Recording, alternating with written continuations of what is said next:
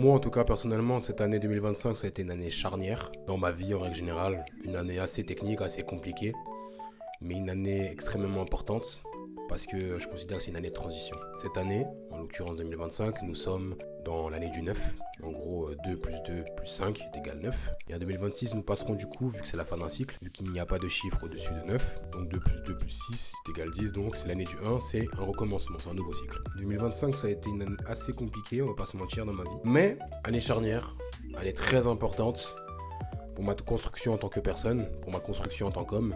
Lorsqu'on doit passer un cap dans sa vie, il faut parfois passer par des moments assez compliqués, difficiles, pour apprendre des leçons.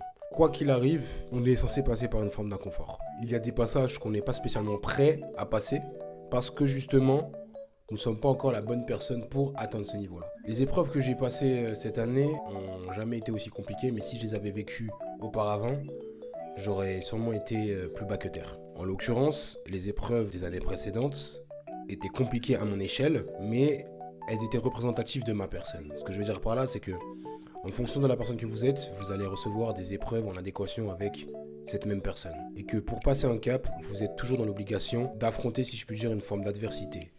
La plus grande adversité qui va s'amener à vous, c'est vous-même. Et pour passer un cap, vous devez absolument comprendre que si vous n'apprenez pas de vos erreurs passées, vous n'allez jamais pouvoir grandir. Mais j'ai appris énormément de choses durant cette année 2025. C'est bien évidemment une accumulation de plusieurs années. Mais comme j'ai pu dire, l'année 2025, c'est une année de transition. Et j'ai appris énormément de choses. Je sais qu'en 2026, ça va changer. Ma dernière vidéo, c'était comme quoi ça commence dès maintenant. Et effectivement, ça commence dès maintenant. Il ne faut pas attendre l'année 2026 pour pouvoir sortir les doigts de ses fesses. Mais mine de rien, je pense que c'est quand même important de comprendre les repères que l'univers nous envoie, si je puis dire. Parce que je sais à peu près où est-ce que j'étais l'année dernière. Et si je fais le bilan de toute cette année, d'un côté, je me dis que c'est passé assez rapidement. De l'autre côté, je me dis que c'était quand même assez long. Mais tout ce que je regarde au final, c'est l'expérience. C'est seulement lorsqu'on est dans nos épreuves, on est en plein dans le feu de l'action, si je puis dire, la tête dans le guidon, qu'on a du mal à prendre du recul. On a tendance à s'attarder et à s'exciter sur la situation actuelle. Et on dramatise énormément de choses. Mais aujourd'hui, je peux le dire, cette année-là, ça a été une année formation pour le reste de ma vie. Et je pense qu'à chaque fois, on est censé passer par des phases de formation. Comme j'ai pu dire, pour avancer dans sa vie, il faut parfois passer par des moments compliqués pour pouvoir comprendre qu'on est censé passer un cap pour être la personne qui mérite nos objectifs, nos rêves, nos ambitions. Mais moi, je pars du principe qu'on ne doit pas attendre que l'univers nous mette des bâtons dans les roues pour pouvoir se rendre compte qu'on est censé avancer, on est censé grandir. Quoi qu'il arrive, on est censé produire un effort pour avancer. Soit on produit un effort suffisant pour pouvoir passer un cap, soit on produit un effort, entre parenthèses, normal, et on reste au même niveau. Sauf que comme le monde est en expansion, on finira par, non pas stagner, mais par régresser. Ça veut dire qu'il faut fournir un effort suffisamment fort pour non pas stagner, mais augmenter. Et par effort, je parle notamment de compression. Parce que si le monde est en expansion, vous devez être en compression pour vous-même. Parce que sinon, c'est le monde qui vous mettra une phase de compression. Lorsque je parle de phase de compression, c'est une phase où il y a des épreuves. Tout est fait de cycles. Il y a des moments où vous allez subir le monde entier. C'est-à-dire que vous avez l'impression que le monde est sur vos épaules et que vous subissez énormément de choses, énormément de phases difficiles, donc par la douleur. Et je pense qu'il n'est pas forcément sain sur le long terme d'apprendre les leçons uniquement par la douleur. La plus grande leçon de notre vie, je pense qu'on l'apprend par la douleur, mais, en tout cas me concernant, mais je pense qu'il faut parfois se mettre soi-même dans une zone d'inconfort pour pouvoir grandir par soi-même, tout simplement. Ça veut dire que on n'attend pas que l'univers nous mette des bâtons dans les roues, on se crée nous-mêmes ses propres bâtons dans les roues, si je puis dire. En gros, on travaille nous-mêmes sur nous-mêmes, ça veut dire qu'on va chercher les difficultés pour faire en sorte que la vie soit moins dure que nous-mêmes. On devient plus fort que la vie. Et pour ce faire, il faut déjà comprendre que tout n'est fait que de cycles. Il y a des phases de compression et des phases d'expansion. Les phases d'expansion peuvent arriver à vous, sauf que vous ne devez pas vous satisfaire de celles-ci. Vous devez comprendre que vous êtes maître de votre destin. L'univers, le monde, l'environnement, vos proches, peu importe qui, le travail, votre copine, votre copain, bref, n'est pas censé vous mettre la pression. Vous devez vous mettre la pression vous-même. J'aime bien prendre comme référence le soleil. Le soleil, qu'on veuille ou non, il subit une pression incroyable, mais il se la met toute seule. Il se met cette pression-là tout seul. Et grâce à cette pression-là, il arrive à alimenter tout le système solaire. Moi, je pars du principe que chaque personne se doit de créer sa propre pression individuellement parlant. C'est comme de l'entretien. Et pour entretenir, et lorsqu'on parle d'entretien, bien sûr, on parle d'augmentation, parce que comme j'ai pu le dire, sinon on parle de stagnation, et comme le monde est en expansion, on finit par subir une forme de réduction, tout simplement, on tombe. Donc il faut forcément augmenter le mouvement, la fréquence de nos vibrations, tout simplement, parce que le monde est en expansion, donc il faut être en adéquation avec ce monde-là. Donc on parle de vitesse. Il faut mettre une intensité nécessaire, un temps record, la vitesse tout simplement. De ce fait, je pense que chaque personne se doit de mettre sa propre pression individuelle sur les épaules.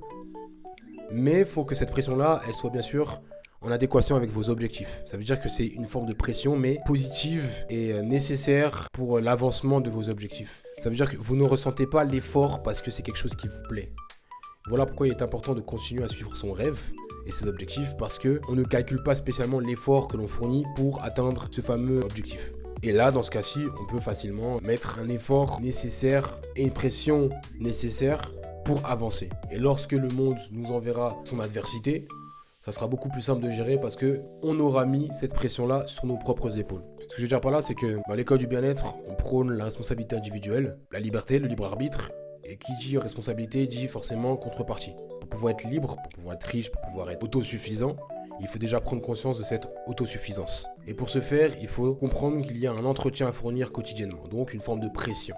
Vous évoluez dans cet univers-là, l'univers peut vous impacter, mais vous pouvez impacter cet univers-là. Mais vous avez également un univers à l'intérieur de vous-même parce que vous n'êtes pas simplement qu'un corps, vous êtes une âme dans un corps. Donc votre véhicule contient le pilote qui doit aller dans telle ou telle direction. Le pilote, c'est vous, c'est votre âme, c'est votre esprit. Et cet esprit-là, cette âme-là, elle envoie une certaine vibration. Votre corps, de par vos actions que vous allez effectuer, envoie une certaine vibration. Ça veut dire que vous devez faire en sorte qu'il y ait une adéquation entre votre esprit, qui émet une vibration, votre corps, qui lorsqu'il accomplit des tâches ou qu'il n'accomplit pas des tâches, émet une certaine vibration, que les deux soient liés pour que vous soyez en adéquation parfaite, tous les deux, pour attirer à vous ce dont vous avez besoin, si je puis dire. Cela signifie que si vous mettez une pression suffisante sur vos épaules et que vous assumez cela et que vous créez vous-même cette pression-là quotidiennement, admettons vous brossez les dents tous les jours, c'est une forme de pression individuelle.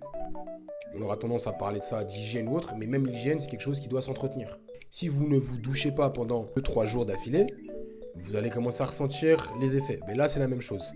Cela concerne toute votre vie. Les habitudes qu'on vous a apprises durant toute votre enfance, cela concerne toute votre vie et tous les aspects de votre vie. Quand vous vous brossez les dents, lorsque vous vous lavez, vous émanez une fréquence. Vous vous douchez matin et soir, peut-être une fois par jour, bref, peu importe. Peut-être 3 fois par jour, peut-être 5 fois par jour, peu importe. Mais vous vous douchez fréquemment. Et cela va impacter votre corps, cela va impacter ci, cela va impacter ça. Le nombre de fois que vous allez boire de l'eau, la quantité que vous allez boire de l'eau. Bref, tout ceci, ça va impacter votre vie. Cette année 2025, ça a été une année charnière parce que l'univers m'a mis la pression pour que je puisse comprendre que maintenant, sors-toi les doigts du cul pour pouvoir avancer dans ta vie. Maintenant, dorénavant, je dois me mettre la pression moi-même sur mes propres épaules pour que l'univers ne m'envoie pas des cochonneries sur ma tête. Pour que je ne sois pas en train de subir la pression d'autre chose que celle que je mets sur mes épaules. Et ça, c'est important. Voilà pourquoi je pars du principe que la numérologie est très bien faite. Me concernant, en tout cas, je ne sais pas pour vous, mais 2025, ça a été une année extrêmement difficile pour moi, mais je me suis battu. J'ai créé d'ailleurs, dans ce moment de compression justement, qu'est l'année 2025, l'école du bien-être, où j'ai envoyé pas mal de vidéos à droite à gauche, j'ai aidé pas mal de monde, on va pas se mentir. Et je pense que l'année 2026, c'est un nouveau cycle. Donc je ne sais pas si ça vous concerne. En tout cas, personnellement, que ce soit spirituellement parlant, psychologiquement parlant, bref, dans tous les domaines de ma vie, ça a été une épreuve. Ça m'a permis de faire le pour et le contre et de savoir qui j'étais. Et je pense que toute personne se doit de passer par ce genre de phase. Et même si ce n'est pas quelque chose qui doit être douloureux, mais tout le monde doit passer par une forme de rétrospection, ou du moins introspection, vis-à-vis de soi-même, pour pouvoir avancer. Quoi qu'il arrive, on est responsable de sa vie, de sa propre existence. Même si ce n'est pas de notre faute, cela relève malgré tout de notre responsabilité. Même si on n'a pas eu la chance d'avoir ci, ça, si vous pouvez être en vie, si vous pouvez respirer, si vous entendez votre respiration, si vous avez le pouvoir sur votre respiration, vous avez le pouvoir sur tout le reste de votre vie. Et ça, il faut que vous le compreniez absolument. Cette pression que vous mettez sur vos épaules, c'est la pression que le monde ne vous mettra pas à vous parce que votre pression sera supérieure à ce que le monde vous enverra. Donc, si vous avez l'occasion, travaillez sur vous-même, entretenez-vous comme il se doit pour pouvoir avancer correctement dans votre vie. Mais si vous ne voulez pas souffrir dans cette vie-là, avancez pour vous-même. Soyez conscient que ce que vous faites a autant d'impact à l'opposé que ce que vous ne faites pas. Lorsque vous êtes inactif, sachez que vous régressez.